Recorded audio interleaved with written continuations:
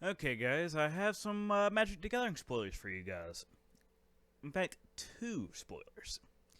But let's go ahead and start with Tezzeret the Schemer. It's a 4-mana Planeswalker, 2 in the blue and the black, which has some interesting abilities. And those abilities consist of his +1, which creates a colorless artifact token named Ethereum Cell. With tap, sacrifice this artifact, add 1 mana of any color to your mana pool. That's pretty handy to be able to, make a he's able to ramp in a color that does not ramp. So that's pretty cool. His -2 is target creature gets -X to an turn where X is the number of artifacts you control. I can see that being pretty handy depending on how many artifacts you got, because if you look at his loyalty, it's 5. He can do his -2 twice, and then pump once, and then do it one more time, and it'll do, it can do some damage. Like, it's viable. Then his -7. You get an emblem with at the beginning of your combat. On your turn, target artifact you control becomes an artifact creature of haste, well, with base power and toughness 5/5. I thought it said haste, but it doesn't. But yeah, every turn he basically makes a 5/5 out of whatever you have around. Like those +1 tokens, he can actually make them into 5/5s and swing with them. That's not bad. But he's not as powerful as I expected him to be, considering all the other Tezzerets have been really good. This one's okay. Like, he does things that normally a blue-black Planeswalker can't do, which is ramp, and that's about it. Like, that's the only thing I really like about him. But his emblem is interesting because he can make a 5/5 creature every turn in a blue-black artifact deck. So, it seems like a potent mix of abilities. In fact, he kind of flows pretty nicely with this next card I'm about to show you.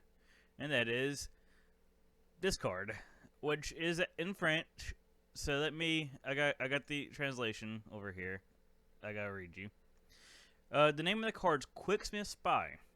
It's a 3 and a blue human artificer. It's for some reason a tongue twister. But when it comes into play, target artifact you control gains tap, draw a card. As long as this card's in play. Kind of like the red one that got spoiled a while back, but this one's the blue one.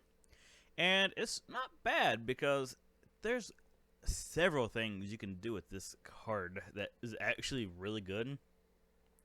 Like, you can use it on the Tezzeret +1 tokens. That way, if you don't want mana, you can actually tap it for a card draw. But there's a little bit better things you can do in Commander. Like Stasis and what was it? Transphere and Howling Mine, or some of them. What is Stasis? Is Winter Orb and Static Orb, or the ones that happens when if they don't activate when they're tapped. So basically, you put it on like a Winter Orb, and basically you leave it untapped during their turn, but you tap it so that you can actually play stuff during your up-tap step and stuff. So it's an interesting concept. There's also another card that I kind of want to see this put on, but I kind of want to see it put on the red one. Put it on more. It's the Staff of Domination, but that card's broken anyway, so I don't know if I want to talk about that.